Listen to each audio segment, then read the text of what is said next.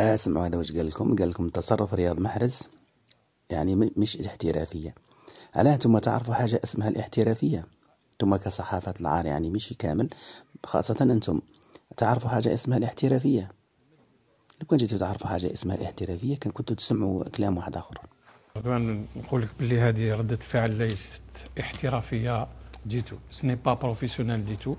انا كنت نستنى من محرز كقائد الفريق الوطني بعد النكسة تاع كأس افريقيا هو اللي يمد ليكزومبل، هو اللي يحث على اللاعبين باش يعاودوا يولوا كما يقولوا اللي عندهم يندات اونفير لا سيليكسيون ناسيونال لو بيي. Malheureusement, encore une fois, c'est pas la première fois محرز اللي يطلب بعض الاعفاءات لا عمره ما شاك فوا يجي. مي لا توجور دوموندي، يدي توجور دي روبو هكذا، دي روبو فوالا. الى توجور لكن كان يلبي دعوه المنتخب. الى توجور يو ان ستاتيو سبيسيال في المنتخب الوطني، الى يو دي كابريس في ليكيب ناسيونال. يعني انا كنت نستنى اون طونك كابيتان ديكيب.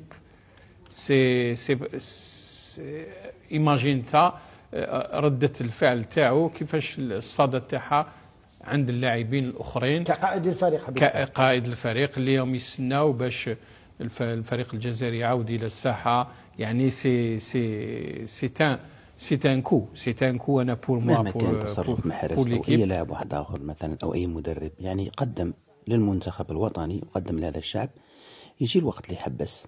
مش معناتها اننا لازم ننسبوه ونقولوا لازم تكمل حتى ما على باليش واش. خلاص يعني قرر، دار الشيء اللي عليه. يبقى محرز اسم يعني، وبالماضي اسم، واللاعبين سليماني اسم يعني، بولحي اسم يعني، كامل اللاعبين اللي قدموا يعني نحيهم ويبقوا مهما كان نبقاو نشكرهم، لان الشعب الجزائري عمره ما كان نكار خير.